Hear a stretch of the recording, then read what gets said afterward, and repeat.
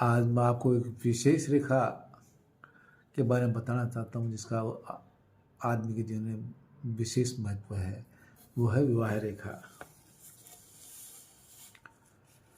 कार्यों में मंत्री, कर्म में दासी, रूप में लक्ष्मी, क्षमा में पृथ्वी, स्नेह में माता, शयन में वैश्या, ये 6 कर्म कुल में धर्म पत्नी का है। जिस परिवार के उपयुक्त गुणों से युक्त सुशील, सुंदर, सुलक्षणा, शिक्षित पत्नी हो, वह परिवार एवं व्यक्ति स्वर्ग जैसे आनंद का उपभोग करता है। अब मैं आपको बताना चाहता हूं कि पुरुष के हाथ में जितनी विवाह रेखा है उतनी स्त्रियां उसके होंगी, और महिला के हाथ में जितनी रेखाएं हो उतने ही उसके पति होंगे। विषम संख्या हो तो नीच कुल की स्त्री से, सम हो तो अपने समान कुलशील वाली स्त्री से विवाह होता है। यदि रेखा सुंदर, सूक्ष्म तथा दीर्घ हो तो कन्या से विवाह होता है। यदि सुंदर नहीं किंतु छोटी पुष्ट रेखा हो तो ऐसी स्त्री से विवाह होता है जिसका पहले विवाह हो चुका है। यदि रेखा फटी हुई हो तो स्त्री सौभाग्य युक्त नहीं है।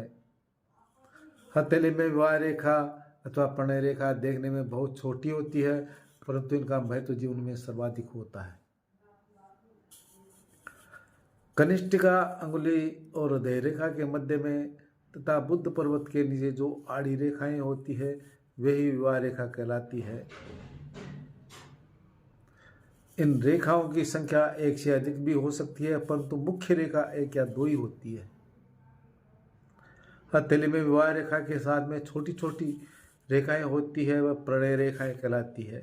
ये जितनी रेखाएं होती है मनुष्य के जीवन में उतनी स्त्रियां संपर्क में होती है, और यही बात नारी के पर भी लागू होती है। यदि गुरु पर्वत उभार लिए है तो उसका विवाह निश्चित होगा। यदि गुरु पर्वत उभार लिए है और शनि पर्वत की ओर झुकाव है तो उसके विवाह होंगे। ये रेखाएं हृदय रेखा के जितने समीप होगी उतनी ही कम आयु में उसके प्रेम संबंध स्थापित होंगे, और जितनी ही रेखाएं हृदय रेखा से दूर होंगी उतनी ही विलंब से प्रेम संबंध होंगे।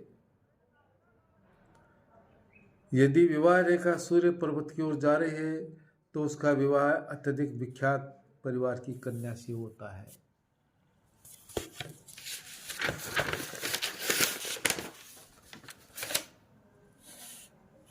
यदि प्रणय रेखा से कोई सहायक रेखा हथेली के नीचे की ओर जा रही है तो उसे बदनामी मिलती है, और ऊपर की ओर जा रही है तो उसका दाम्पत्य जीवन सुखी रहेगा।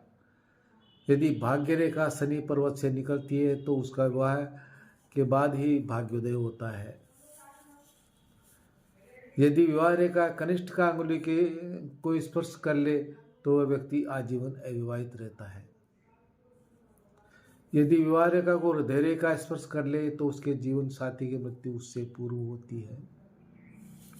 यदि विवाह रेखा पूरी तरह से हृदय रेखा की ओर घूम रही है तो दुर्घटना या रोग के कारण उसके जीवन साथी की मृत्यु होती है। यदि विवाह रेखा 2 भागों में विभक्त हो गई है और एक शाखा हृदय रेखा को स्पर्श करती है तो उस व्यक्ति का संबंध पत्नी के अतिरिक्त शादी से भी रहता है।